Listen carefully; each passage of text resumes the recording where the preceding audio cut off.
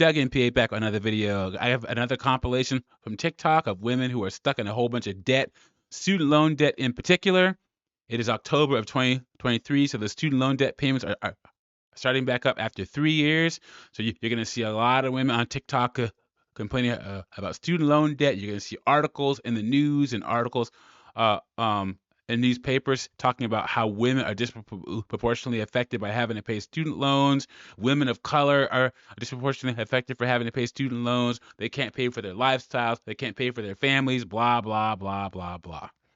Before we get into this compilation, like the video, subscribe to the channel. I really appreciate it. It shows you support me, what I'm doing over here. And like I say on every single debt video, guys, a woman's debt should be a disqualifier for consideration for serious relationship or marriage, guys. Don't take on a woman's debt. Don't do it. It's almost as bad as dating a woman with a child. Don't do it. So let's get into this first one. So I studied international affairs, security policy, and China in college, basically. Of course she did. The nose ring and the pink hair give that away. And a big part of like international affairs is like continuously reading the news, knowing what's going on, and being able to extrapolate red flags from that, or like this indicates a decrease or an increase in XYZ. And so I stopped reading the news because it stressed me the fuck out. And recently I'm like, I'd like to have a comfortable life. I'd like to be able to take a vacation. I should probably work in my field. So I wonder what she was doing if she wasn't working in her field. She doesn't say, but look at the nails, look at the pink hair. I wonder if she was a barista at Starbucks. What are some of the other jobs you see women looking like this working in? Maybe she was an art teacher at the school, at the elementary school, at middle school, teaching kids all about LGBT, HGTV. What do you think, guys? So I started reading the news again, started reading foreign affairs again, so that I can know what I'm fucking talking about if I go into an interview. And oh my god, I am stressed as fuck again. Of course she is. Look, the world's not a happy place. Us men, we know that. I'm trying to think the last time I read something in the news that stressed me out. If it doesn't affect my general vicinity, what am I stressing about it for? Jordan Peterson said the best. Concern yourself. Get your house in order first. Become successful first, guys. Then worry about everything else around you. That's the best thing you can do to avoid stress coming from the news, like she's talking about. Get your house in order. Jesus Christ. Oh my god, this world is on fire and we're just letting it burn. Oh my god, I hate this so much. I spent $120K to find out that I don't want to know this shit. Boom, there it is. $120,000 on some international relations degree, of course. Case number 2. This one's from Australia, you guys. This student loan problem with women is everywhere. It's international. Let's hear this girl. Do you know what really is pissing me off right now? My student fucking loan. Okay, so I moved to Australia from New Zealand 6 months ago, and I have like a big amount of money to pay, like enough. My loan is the amount of money for 2 deposits on 2 houses.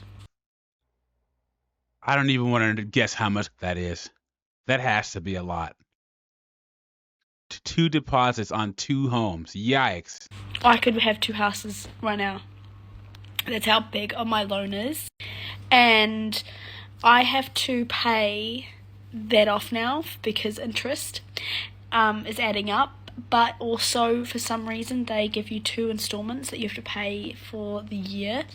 And I have to pay $1,200 bloody dollars at the end of this month. And I cannot fucking do that. $1,200 a month, guys. That's actually on the low end. Maybe it's because she's from New Zealand and Australia. But guys, I know women that get $1,500 a month in just interest alone on their student loans.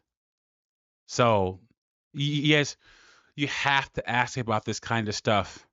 Second, third date, especially when you get older. Because guys, look, a lot of despite what the red pill says, a lot of us guys, we're still gonna get married, and a lot of us guys will want to have kids. Now, I'm not married. I don't have any kids, but I wouldn't tell, if you're accomplished, if you've gotten to a certain kind of income, 150 to $200,000 a year, where the stats say that you're more likely to stay married. Just make sure that you make an informed decision, guys. We are cost benefit calculators, and men make decisions, and we're the ones who make these major decisions in life. But just make sure you have the right information, guys. Stay away from women like this. So I'm fucked. I really am fucked. Like, I need to, I don't even know.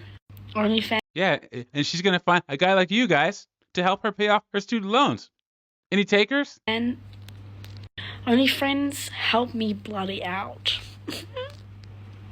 Yeah. Watch out for her OF page, guys. Coming soon. So this case right here sums up modern women in college, guys. This girl went to Harvard Law School and got $250,000 in student loan debt instead of taking a full ride scholarship to NYU or Columbia. Guys, this is women. This is how women have 70% of the student loan debt.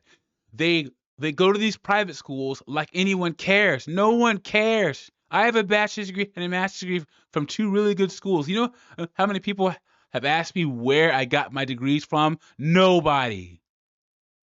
And now she has $250,000 in student loan hanging over her neck.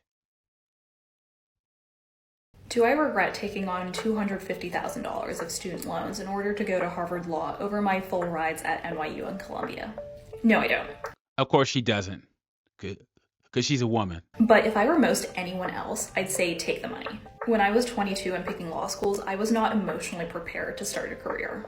I wanted to live abroad, I wanted to go dance in Ibiza or be a wedding planner. But because my parents looked down on gap years, I had to pick a law school, and Harvard was the only school that met all of my personal, not academic requirements. And what's about it is, are her parents going to help her pay back these loans?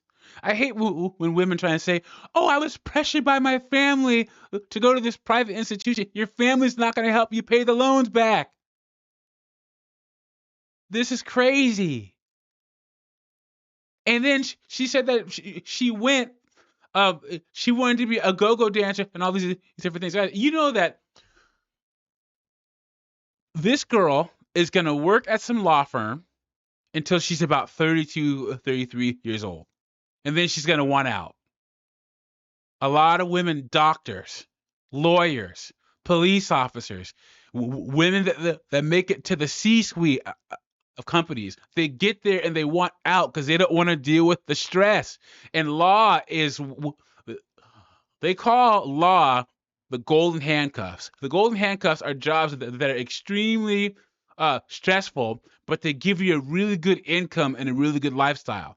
So a lot of lawyers hate their jobs, but they don't want to quit because it makes them so much money. So they end up spending a bunch of money to compensate for the job they hate. And that's going to be this girl. I wanted to live somewhere new. I knew that I wanted to work in New York after graduation, and Columbia and NYU didn't present a new place to explore.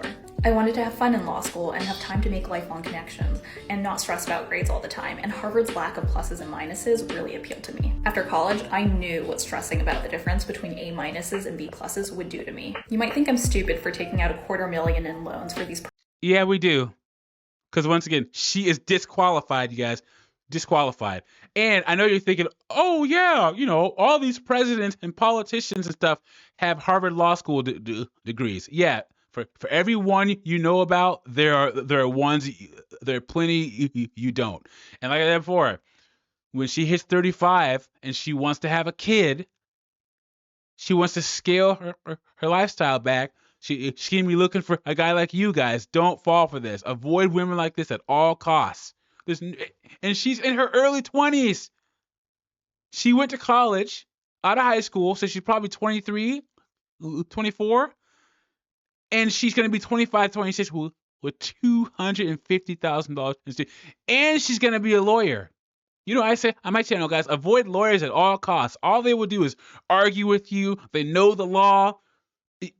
It's a long, miserable life dating a woman who's a lawyer. And the only thing worse than dating a woman who's a lawyer is dating a woman who's a lawyer that's $250,000 in debt, guys. Personal reasons, but law school is 3 years of my life that I can't get back.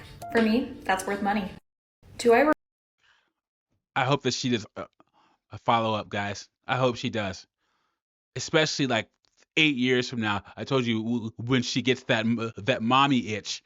I want to be married. I want to have kids, but I can't find a man. It's because you're a lawyer. You have a bad attitude, and you have a whole bunch of debt, and no man wants to deal with you. And this is the type of girl that's gonna say, "I don't know why men are so intimidated by my Harvard Law School degree." And this last one is another example of how these women get into this debt and just can't get out. Look at this. Original loan, $80,000. Paid off, $110,000 to date. Still have $77,000 to go, guys. This is crazy. I just saw this person's video.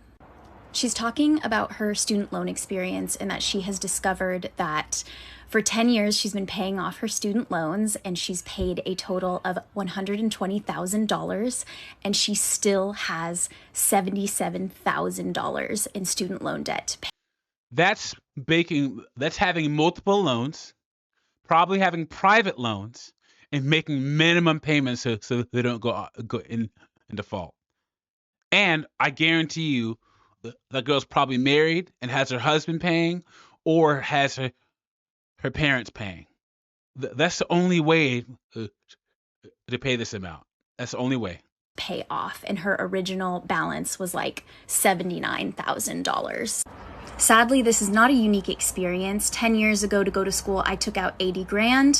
I have also been paying my loans off for the last 10 years and have paid a total of $110,000 to date. I only took out 80 to begin with, and I still have $77,000 to pay off. Guys, avoid these women like the plague. I can't say it enough times. And you have to be able to have a conversation with the women that you're dating or that you have a relationship with about their debt. It's to the point where 8 times out of 10, guys, you are going to meet a woman who has more debt than you. 7 to 8 out of 10 of the women you meet will have more debt than you, guys. I just had to refinance to try to get my loans in a better place, and the refinance fee is going to be about 35 grand.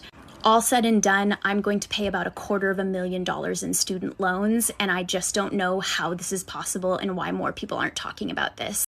$250,000 she's going to end up paying off with an original loan of $77,000. No, $80,000. And guys, women are male college attendance is going down. Female college attendance is going up. So you have more and more women still believing in this. I'm going to go to college and my life is going to be so much better. No, it's not.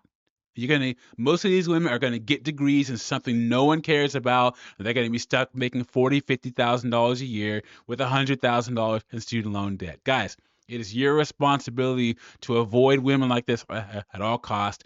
Don't marry a woman with a bunch of debt. Don't marry a woman with a child. That is your responsibility in 2023, guys. Let me know what you think about this in the comments. Like the video, subscribe, and I'll catch you on the next one.